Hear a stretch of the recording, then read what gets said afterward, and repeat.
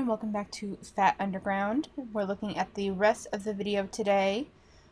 Quick clarification, Howard Bagby and Ruth Evans had pointed out to me that that bit about Cass Elliot choking on a sandwich was an urban legend, and it was made offhandedly by a doctor or someone that was like part of the first responders for the body.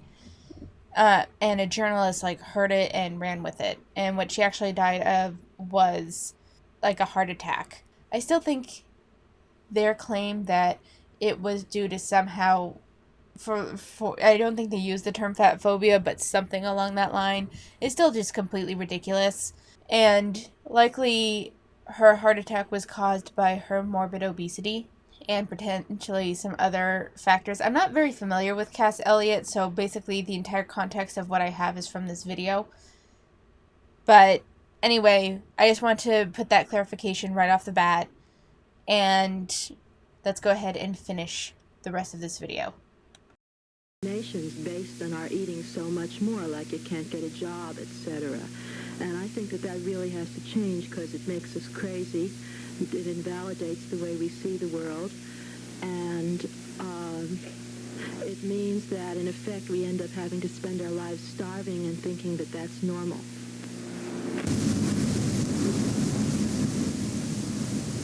Today's markets are filled with foods that are not foods.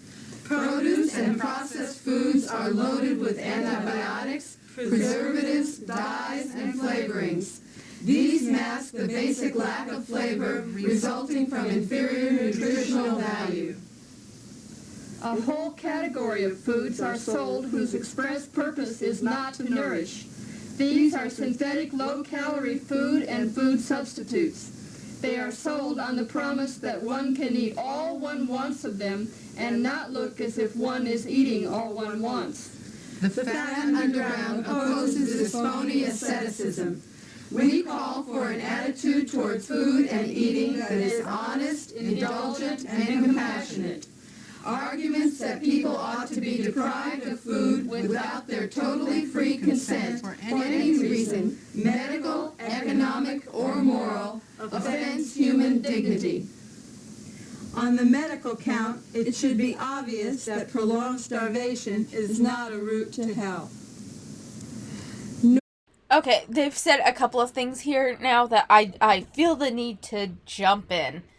So, one, they say that the produce is loaded with antibiotics. That I know that claim can be made for stuff like milk and meat because the animals are given antibiotics, but I don't think plants are sprayed with antibiotics. They're sprayed with pesticides, and there could be an argument there for contamination and bringing down the nutritional value of the produce. I mean, if you really want to go there, I don't think that it's really hard to say because I know this is from the fucking 70s or something. So the concept and how things worked then are drastically different now. So it's harder to argue their claims, but even then I would say that I think there was probably less processed food on the shelf. And I find it interesting that their pushing of processed foods, they're putting all of the diet stuff. They don't put, because Kraft mac and cheese was around back then, wasn't it? Pretty sure Kraft mac and cheese is fucking processed as hell. And this whole thing that they say about these are designed so you can eat all you want and not look like you're eating all you want. That's not... No, and I think that that's actually a common misconception that people that are new to dieting make, is that they're like, this is sugar-free, this is fat-free, this is low-calorie, therefore I can eat however much I want of it because it's healthier. That, I don't know if it's as prevalent now, but I know that for a while, and I think it's more prevalent when you're younger, where you have that kind of leap in logic of this is lower calorie, this is low sugar, this is low fat, therefore I can eat as much as I want. When that isn't really the case. Lower sugar is meant to not spike your blood sugar. Lower fat was almost entirely a marketing gimmick demonizing fat for weight gain, when in reality it's more sugar and carbohydrates that will lead to weight gain. Fat can too, excess in anything can, and it's more about the calories, but fat will keep you full longer than carbohydrates and sugar. Well, sugar is a carbohydrate, but you guys know what I mean. And so that seems more like a leap in logic on their part, and while that could very well partially be due to dishonest marketing campaigns saying you can eat as much as you want, and people believe it, it's also, these are grown women. They should, I mean, even for the 70s, you should learn how to read a nutrition label. And I mean, you can even acknowledge that these aren't as nutritionally dense food. Therefore, it's on you to moderate your food intake here. And as for that starvation for losing weight, you're not starving. Look at you. You're not starving. I know that sounds cruel, but you're not. You're not starving. And I think it's interesting that they equated flavor with nutrition, because they said it's to mask the lack of flavor due to lower nutrition. Sometimes there's just some bland foods out there. There are, or foods that don't taste very, like, I don't know how nutritionally dense they are. I don't think that they have that much nutrition in them, but I do think that they have, like, fiber or something in them. But watercressants, I fucking hate watercressants. I think they are fucking disgusting. It's just nasty. My family loves them. I can't stand them. But they have nutrition in them. So just because I don't like something, I don't like the taste of something, doesn't mean that it is nutritionally deficient. And some, like lettuce. Lettuce can have a taste, but it's going to be a milder flavor than any processed food you get. All vegetables are pretty much going to have a milder flavor than any processed food you get, because it's a natural food. Food has been engineered to up the intensity of the taste to make it more enticing. And I think to a degree that was true even in the 70s. Not to the same extent as today, though. So to say, and also, well, again, this is the 70s, so it's so hard for me to say, but I'm like, if you're eating strawberries in winter, no, they're not going to have as much flavor and possibly not be as nutritionally dense, because they're out of season and you're getting them imported. Or, well, probably not through artificial means or production means or whatever. In the 70s, it's so hard. The fact that this takes place so long ago and I don't have a whole lot of reference for this time period makes it difficult, but I think my points still stand of something can be nutritionally dense and either you don't like the flavor or it isn't as strong a flavor as you're used to with, like, processed foods. You going on a diet is not you starving to lose weight. Just because an ad says that you can eat a bunch of a certain diet food and lose weight doesn't mean that's true, and that's something to be angry about for the marketing point, but that's not a form of oppression against you. So let's move on. Nor may the ideal of health interfere with a person's basic right to control her own or his own body. Basic justice requires that all people have enough to eat. Basic dignity demands that people be allowed to decide for themselves what is enough. Social systems that withhold food from people are oppressive. Fat people often starve because it is the only way to gain social approval.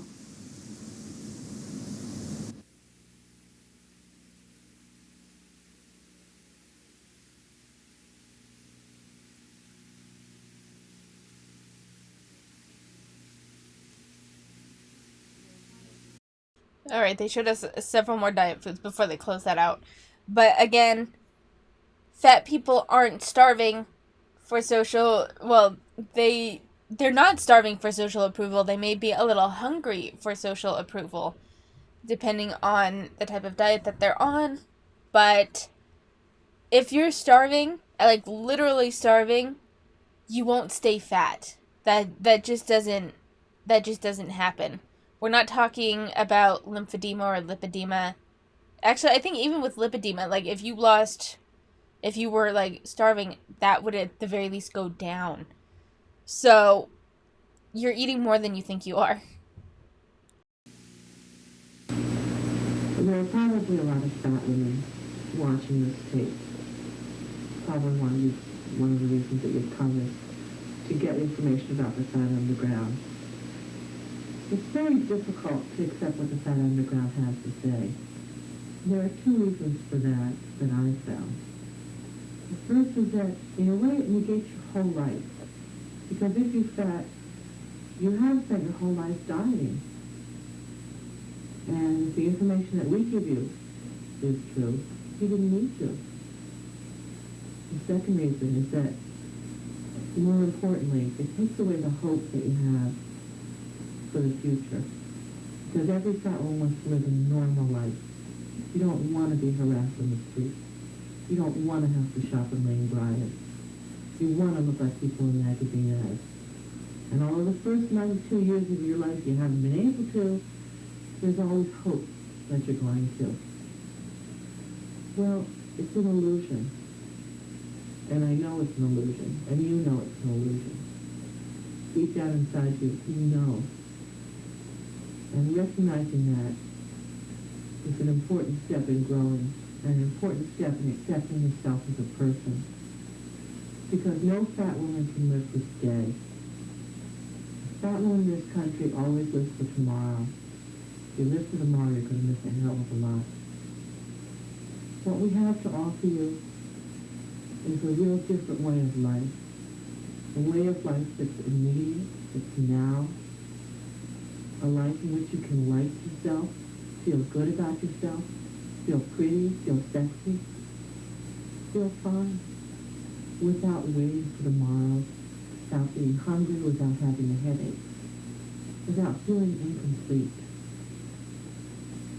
So important that I'd like you to really listen to what we have to say on a really deep level. And maybe not accept it right away. Maybe just think about it. But try and be aware of the parts of your mind that are closed to us and why they're closed. And the fact that we've all been there and we all know that it's real sad the day you have to give up your hope.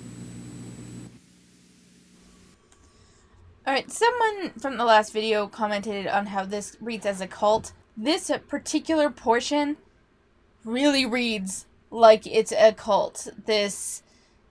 It's an illusion. It's like, reality is an illusion, the universe is a hologram by Goldbye. No, it's just this whole thing of this promise that you could be thin was an illusion. It's an illusion, but join us and you'll be happy and we'll teach you about the better part of life. And there was a complaint about shopping at Lane Bryant, but it's like that is the consequence of you eating too much, but she clearly didn't agree with that. And there was something about, it was kind of hard for me to hear it, but because her voice felt very muffled in this. If you've been trying to lose weight your entire life, you spent your entire life dying, is that what I heard? Which is fucking weird. Just because you forego food doesn't mean that it's like a form of self-harm. Not everyone that goes on a diet is anorexic or has an ED. Some form of ED. Sometimes taking a small calorie deficit helps lose weight, and it's most of the time you're not going to be hungry especially if you remember to like spread your calories out over the course of the day. Every once in a while I do get hungry when I'm like on plan because I had something high calorie early in the day and I didn't space out my calories well. And so there was that. I went off plan this week, but I'll talk about that more in the Wednesday video. But that was all me. Like, if I had forgone things that I chose to eat, I would not have been dying. I would not have been starving myself. This really, like, this weird kind of soft voice general acceptance, and this thing that the reality that you're currently living in and current understandings of the world that you have are an illusion, really do read as a cult. I want to talk a little bit about the aesthetics and how that plays a part in our oppression. Like, even if there was no medical information, we would still need a political movement.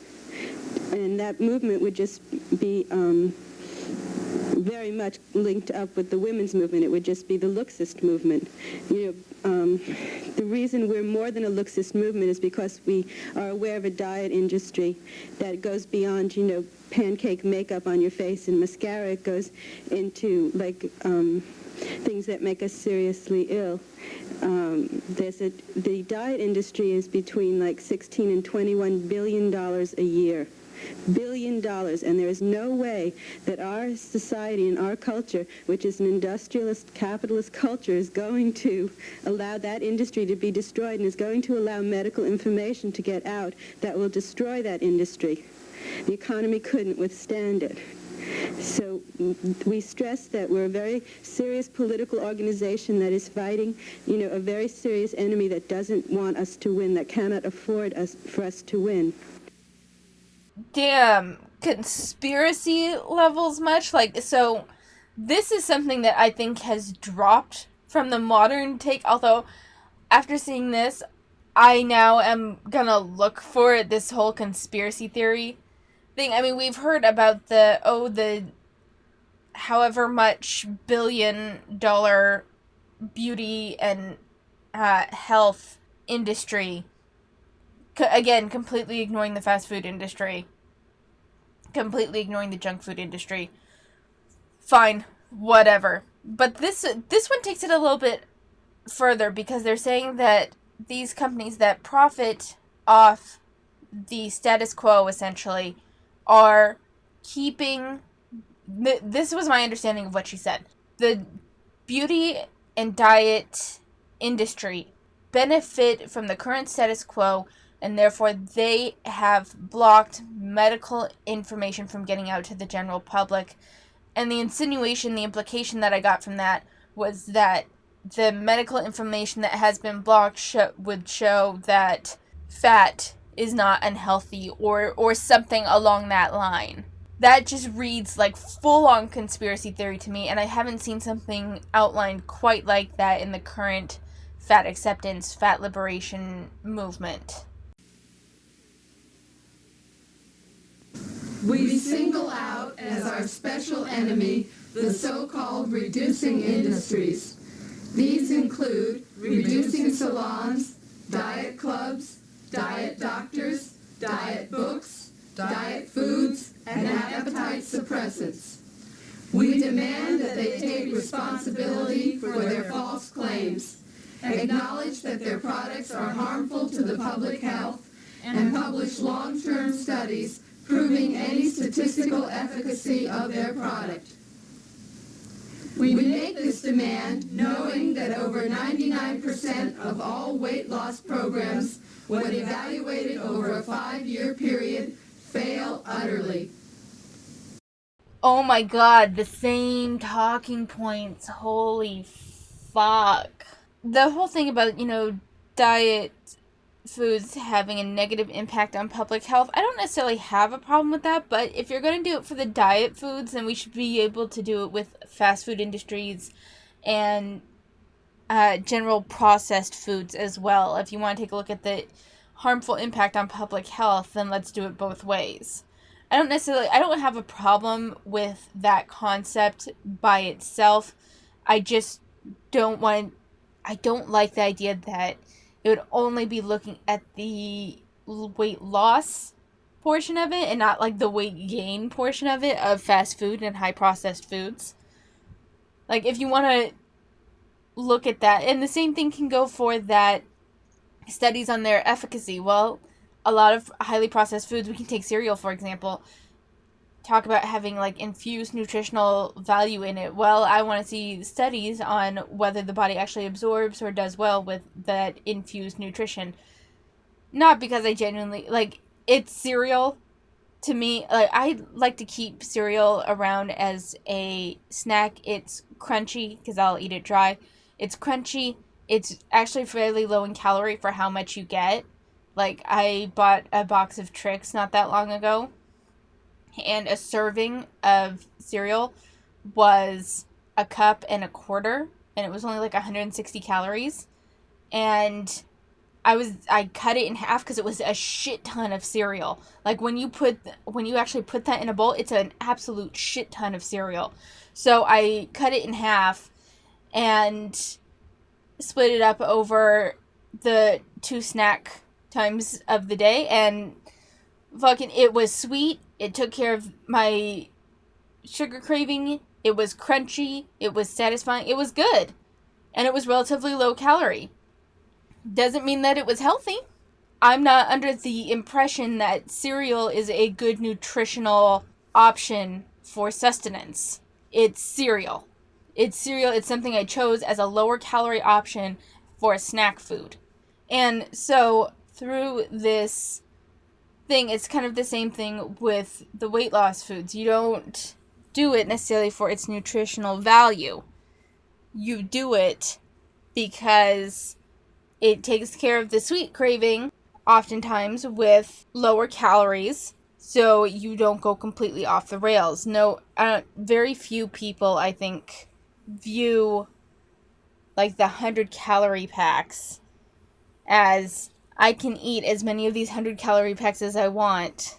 Very few people, I think, will look at diet stuff thinking that it's the best nutritional option, especially for stuff that's like fat-free, or it's not about it being the best nutritional option. It's about being able to still partake in unhealthy foods that have been modified just to make it not quite so bad. Why are their advertisements pitched almost entirely to women? It's really important to a woman to be able to feel that she's superior to someone. I mean, she's the bottom of the heap in so many respects. So particularly if you have doubts about your beauty, if there's one thing you can do, and that is to hang on to that figure. And you have to put some effort into it because you're naturally maybe 10 pounds heavier. If you have to put effort into it, you want it to seem like it's worthwhile. And that means that you want to feel that a woman who is fatter than you is inferior to you. Mm-hmm. And so this.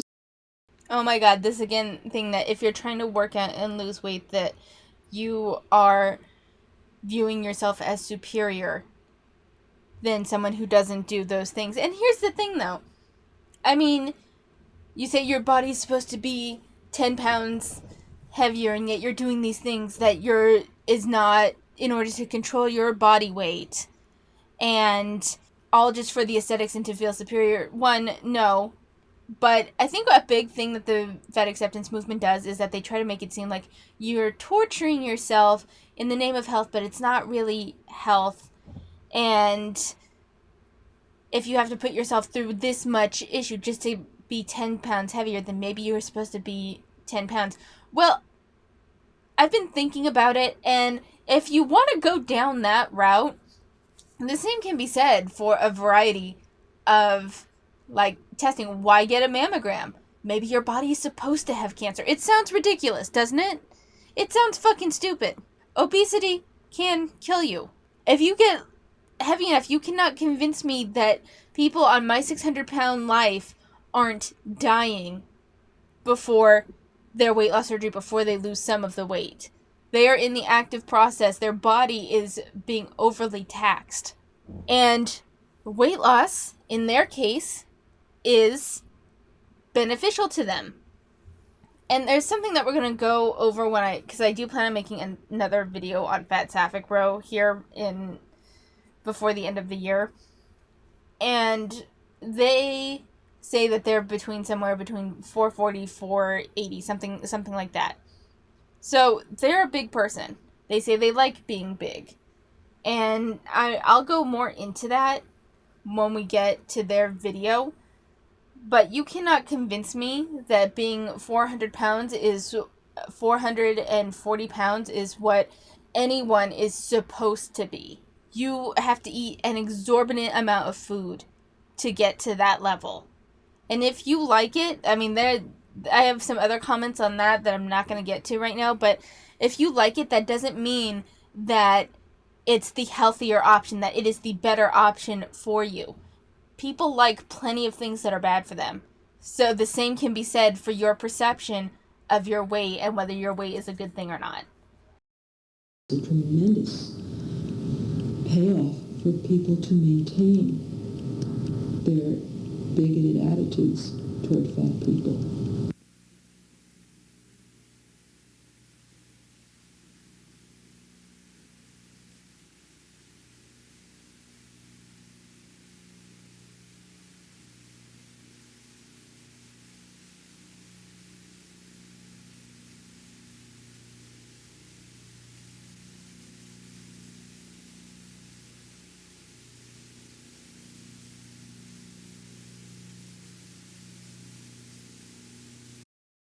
This is a lot of additional footage with nothing over it. It's just this oddly loud white noise and this person going through like a traditional routine of shaving your legs, putting on moisturizer or foundation or something like that, and now they're doing their makeup.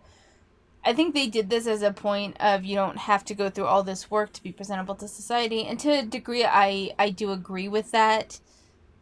At the same time, I don't think it's right to demonize people. Self-care can be a lot of different things for a lot of different people. And if someone wants to put on a bunch of makeup or something to feel most confident about themselves, that's none of your fucking business. No one should feel like they have to. I never wear any makeup. One, because I'm allergic to a lot of skincare items. Like, I bought a new moisturizer a little while ago because I don't typically use any sort of moisturizer, even though I know I should. But I bought a facial moisturizer, and my eyelid swelled, like, and it was painful. So I've been in the process of finding something that will work for me. And different things work for different people. Some people, like, I have a sister that has like a 14-step skincare routine, and that's before makeup. So it's all just a matter of, if I were ever able to find a few skincare products that don't cause an allergic reaction, I would probably have a max of 3-step routine. But it's different for every person. So to demonize someone that, say, I exercise as part of my self-care, because it is part of my self-care. I love running. Running really just helps with my mental state, and I love it. It's none of your fucking business what I'm doing.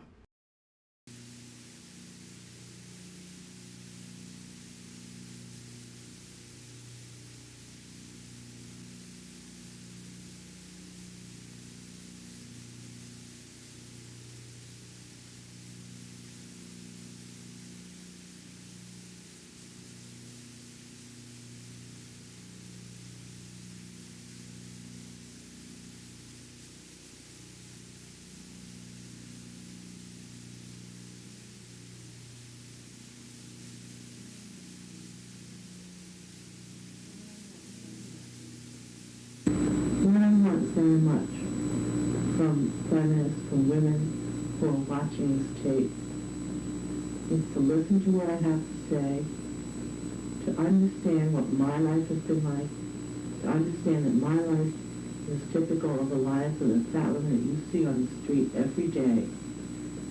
That you see on the street, and they're not dressed right, they're dressed in old, schlumpy clothes, and they look so out of date. Those are the only clothes you can get. And I want you to get the information from the Fat Underground, to understand what I feel, why I feel it, the rage that is in me, and the part that you play in causing that rage, that you continue to play in causing my anger.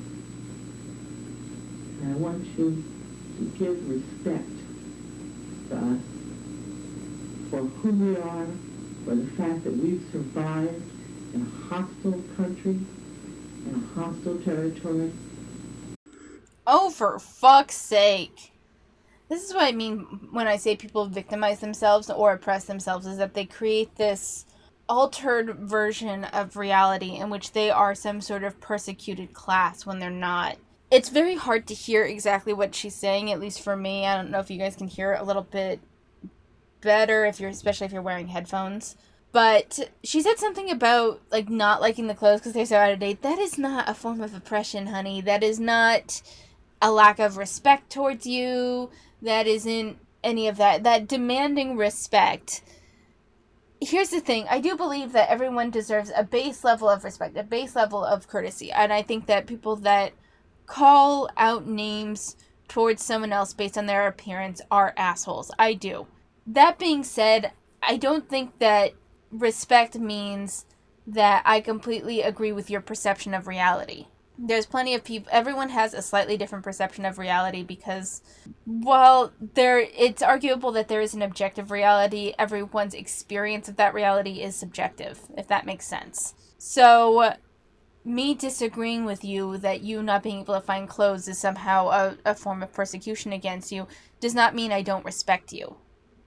Does not mean that I don't have a base level of human respect for you. Just because I say, you flying, and let's say you fly and you're big enough that when you sit in the seat, a portion of you goes into the next seat. I do think that you should buy 2 seats. I'm sorry that you don't like that, and I'm sorry that it's a higher cost for you, but it is inconsiderate to, one, continually eat to that level and then still expect that people should just have to deal with you spilling into their space. And I've, not from this video, but from a couple of fat acceptance TikToks, there are people that say that they try to make the seats as small as they can to make the most money, and that is probably to an extent true.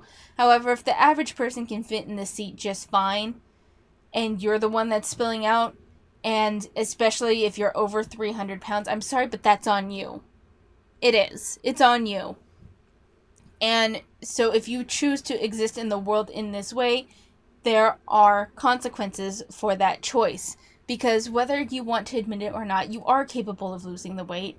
It's just hard, and it requires significant behavioral changes that are difficult, that take time to form, and that require high level of consistency for an extended period of time. And you don't want to put the work in. And that we're just like you.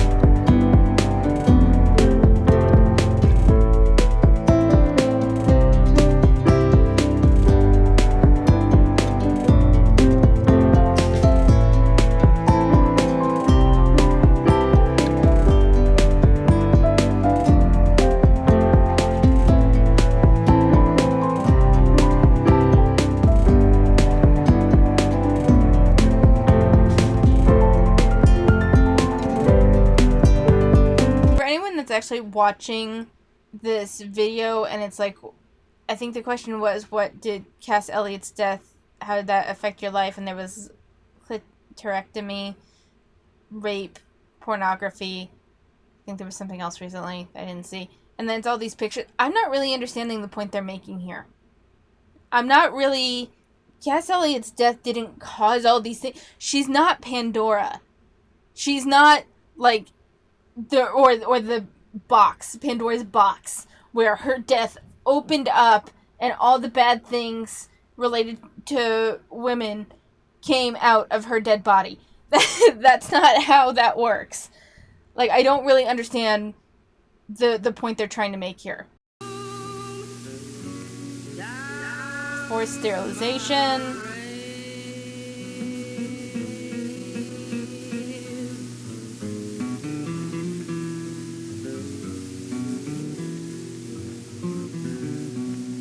Mastectomy.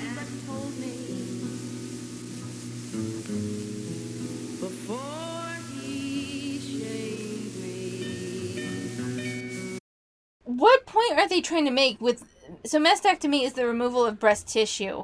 And as far as I've ever seen, it's only really with people who have breast cancer as like a way to get rid of the cancerous cells. And I guess technically also for trans people with top surgery. But like it's not just something used to attack women as far as I know. Like I really don't understand what they're doing here or what the point that they're trying to make. I do not understand it. Had he but told me about it in time, I could have had potions Mass murders? and What in the fuck? white mercury. Also, sometimes their pictures like don't seem to have any real correlation with the words that they just put up. I don't understand. What are you doing? What does this mean? But now I'm a young girl, cut down in my pride.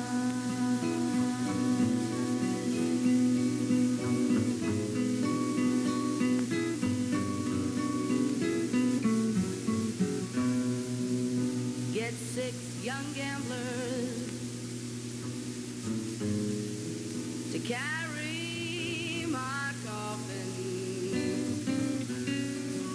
Get me 6 young riders to sing me a song. The pill. Put bunches of roses all over my coffin. Roses to muffle the clouds as they fall. Beauty contest.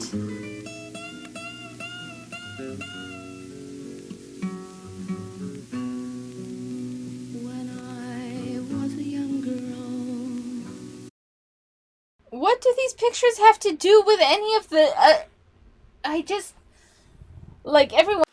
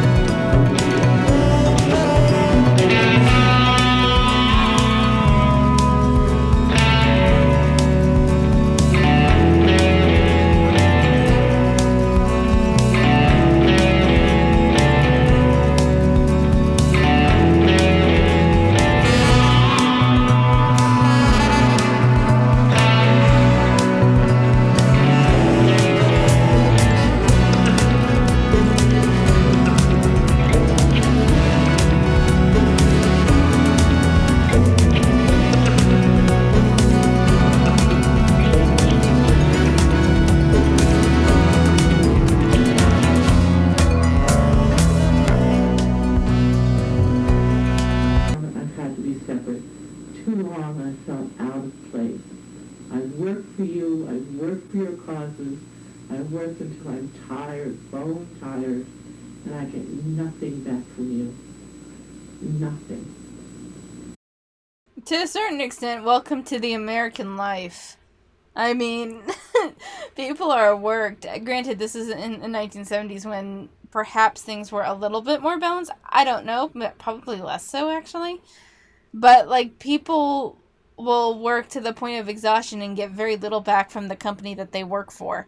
So, like, that's not an uncommon thing. That's not a fat exclusive thing.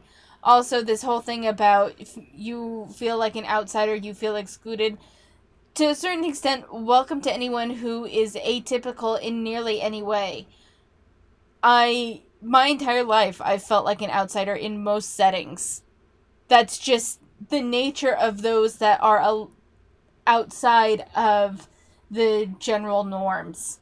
And something else is that I'm not unconvinced that everyone doesn't feel like an outsider at least at some point in their life. Like, I'm pretty sure everyone feels like an outsider in some setting at some point. There are people that probably blend in with general society better than others.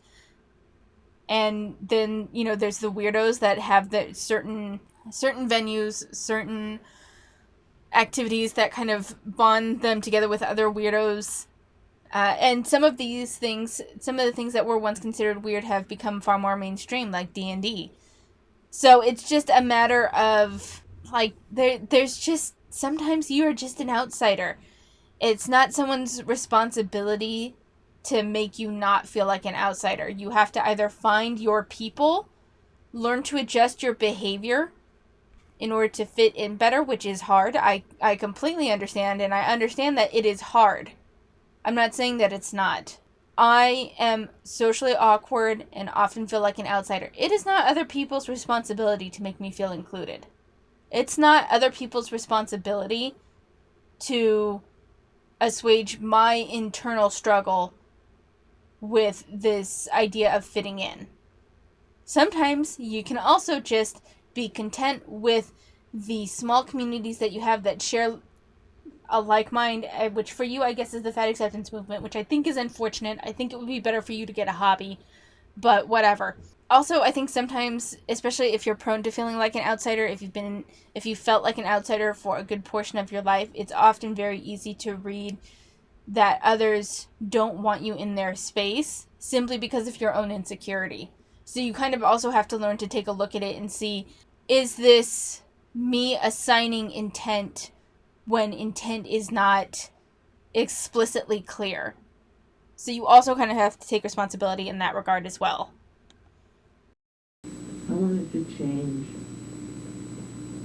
I want you to get a hold of yourself from the inside out and change. And I want you, when you see a fat woman on the street, I want you to think of me.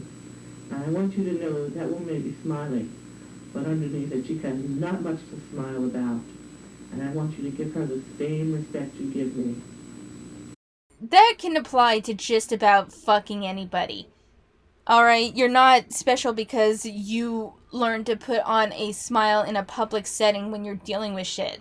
There's people that are dealing with family members in crisis, family members with illnesses, they may be caretakers, and they put on a smile and they do their best not to bring their personal life into the public space. That happens for plenty of people, and on the grand scheme of things, you feeling persecuted because you're fat is a small thing to hide. I demand respect, and I demand it for all my sisters. I demand it when you see a fat woman on the beach, and you can't bear to look at her thighs. I demand that you turn around and you look at her thighs. And that's where the issue comes in. You guys are so... Even back then, they were so fucking entitled. If you see a fat woman on the beach and you can't stand to look at her thighs, I demand that you turn around and look at her thighs. Fucking fat Karen, sit the fuck down. No. The answer would be, if you can't stand to look at another person's body because you find it disgusting, then fucking look away and mind your own goddamn business. I understand that you guys don't like being ignored, but forcing people to accept your bodies and forcing people to find your bodies aesthetically pleasing in any way is fucking ridiculous. If you want to fight that people should leave you the fuck alone and let you live your own life, I am all in support of that. This is where you lose a lot of people that would otherwise potentially support you. Doctors ignoring serious health concerns because of your weight is an issue. If the doctor's like, this could be caused because of your weight, if it's not something related to muscle or like joint pain or something, saying, I understand that, but I would like maybe a blood test for whatever it is you think that might be the issue. If you think you have celiac disease, ask for a celiac panel. If you think you have an autoimmune disease, ask for autoimmune tests. That's totally within your right to ask for those things. But then you guys will still go around and say that being weighed at a doctor's office is a form of fat phobia. Asking people, telling you to, okay, well, like, run this test, but in the meantime, I want you to try to lose weight and see if, as a way to, like, if it shows on the test that it's an issue, then we'll correct that with medication or whatever the treatment is.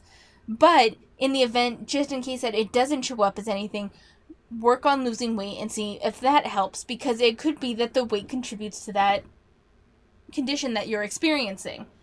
Like, everything's kind of interrelated, and the issue is when you take small things that most reasonable people would not have an issue with and you try to turn it into some form of oppression, you lose those that would help you otherwise, saying, no, with this sort of thing, at least run a blood test, just in case.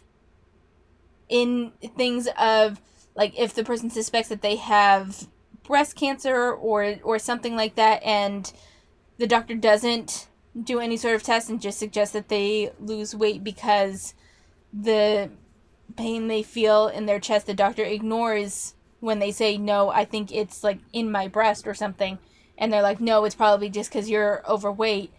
That's a serious issue. They should be checked for cancer, just because it's a real concern. And if they're overweight anyway, that puts them at a higher risk of cancer anyway.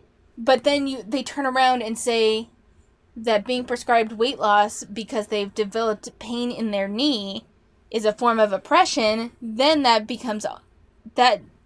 delegitimizes a lot of their otherwise legitimate points. So this, I demand you look at her and look at her thighs, is fucking ridiculous. And then the same as yours. I demand that when you see a fat woman in a bus, and you start thinking about how much room she's taking up and how hard it's going to be to get by her, that you know damn well that that woman probably hasn't gone out in a week because she's scared to get on a bus, because she's... That doesn't change the fact that she's still going to be hard to navigate by. That doesn't change anything. So she's probably not been out in a week. That's her issue. I'm sorry. That may sound cold, but that's her issue. That's not my responsibility nor my problem. The fact is that if I'm on the bus and she is blocking up space, I have this again with the fucking thought crimes. I have every right to look at it critically and say, God damn it, it's going to be hard to get by her. That's totally within my right. I'm not voicing it. If I judge, that's sorry, but that's human nature. Scared of people like you. And then we're tired of being scared, and we're not going to be scared anymore. That's fine. Being scared of other people's perceptions of you is also a mindset in and of itself. At some point, you either grow out of it, or you experience it so much that to a certain extent, it kind of breaks you, and you just become incapable of giving a shit. That's kind of what happened to me a little bit, is I'm seen a lot as weird by other people. I'm eccentric. I'm a bit eccentric. I don't personally think I'm weird, but I think I have some eccentricities that don't blend in well with the norm. It was a big point of insecurity for me for a long time, and at some point, actually due to something completely unrelated, something broke in me where I just stopped giving a complete fuck about other people's opinions to the degree that these people do. You can care about someone's opinion based on how you present yourself, and you want to present yourself in the best light, and that's fine. It's when you let other people's perceptions control your perception of yourself that it becomes an issue. But it's your issue, and you have to work through it. And we're going to start fighting back. But we don't want to fight. But we don't want to fight you, because you are our sisters. Be sisters to us. And if you see a fat woman on the street, remember that woman could be you, and that it's only luck that separates us. No, it fucking isn't. No, it isn't. I guarantee that Fat Feminist and I, Splotchmaker and I, Marissa and I have two very different diets and two very different activity levels. It's not luck. and to fat women, please always try and remember that on a really deep level, you know what's going on. And you know it's not because you're weak-willed. It's not because you have no discipline. It's not because you're oral. And it's not because you're neurotic or afraid of sex or you hate men. It's because it's your body's nature to be fat, and that's the reason. You know you'll have no life at all until you accept yourself as the woman you are.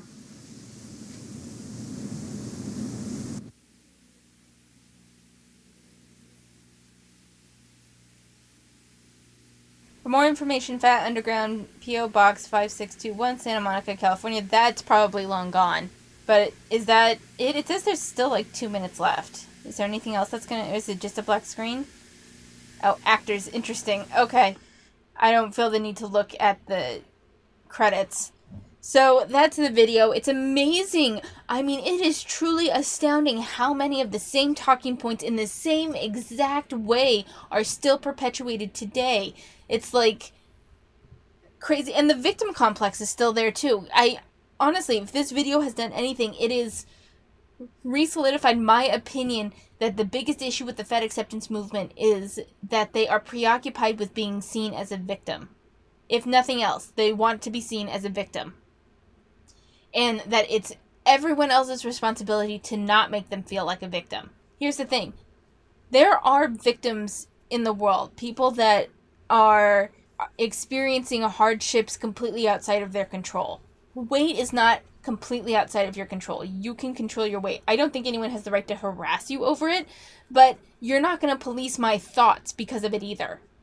If I see a big person on the bus and I'm like, I don't want to sit next to them because they will go really far into my space, that is my right. It is not fatphobic, and it's none of your fucking business what I'm thinking or why I decide to do the things that I do. If I look at you and I pass by you and head towards the back of the bus, it's not even necessarily that I don't want to sit next to you because you're fat. Maybe I want to sit further in back and, in the case of those really long buses, go out the back doors because reasons. Like, it's where I choose to sit, who I choose to interact with is my fucking business. I don't know. This whole thing, this ended up being like an hour long. But this is that whole thing with the beach. If you see a woman on the beach and you can't stand to look at her thighs, I demand that you look at her thighs and realize that they are the same as yours.